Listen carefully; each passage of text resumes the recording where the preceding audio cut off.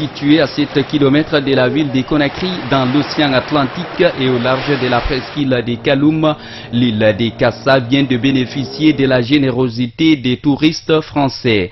Didier Martin Castanou, professeur de géographie, a été séduit dans ses recherches par l'île de Kassa, une destination prisée pour faire de la pêche.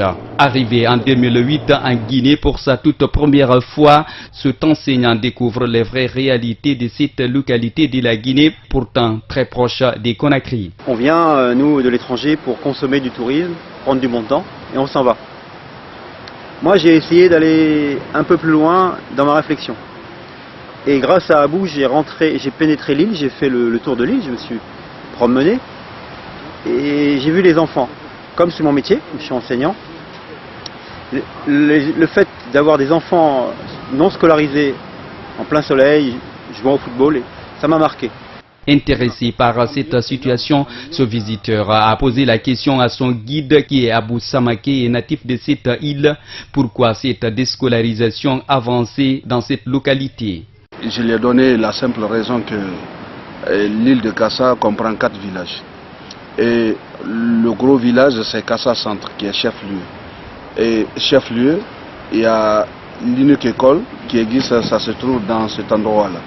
Et l'école qui a été construite en 1938, le 28 avril précisément, 1938.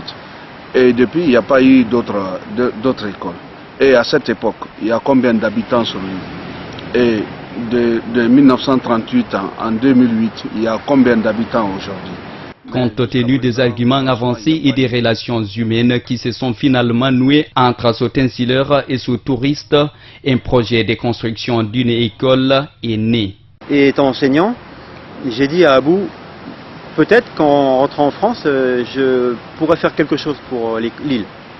En parlant à mes collègues qui sont enseignants, on va peut-être pouvoir faire une association pour construire une école un peu mieux placée, pour désengorger celle qui existe et permettre aux enfants non scolarisés d'y venir. Donc quand je suis rentré en Corse, j'ai mobilisé, on va dire, une quinzaine de personnes, des amis, mais pas que des enseignants, un cercle déjà assez élargi. Ils m'ont dit, allez, on va se regrouper, on va créer une association. On a défini les rôles et on a déposé les statuts de l'association Abou Soro. Abou, de fait, puisqu'on connaissait notre référent sur place, il fallait quelqu'un, et Soro, le village de Kassa. Une école, pourquoi pas d'autres infrastructures sociales de base?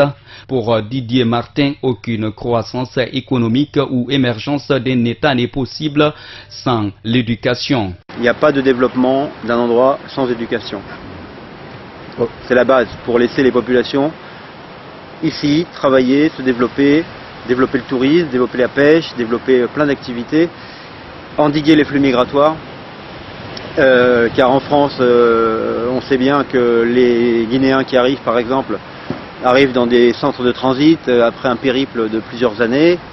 Ils ne sont pas considérés, ils vivent d'expédients et souvent, enfin la plupart du temps, ils repartent chez eux. Les membres de l'association Abou Soro, une école pour l'île de Kassa, tiennent mordicus à la réalisation de ce projet et ils comptent revenir au mois de février pour constater l'évolution des travaux sur le terrain.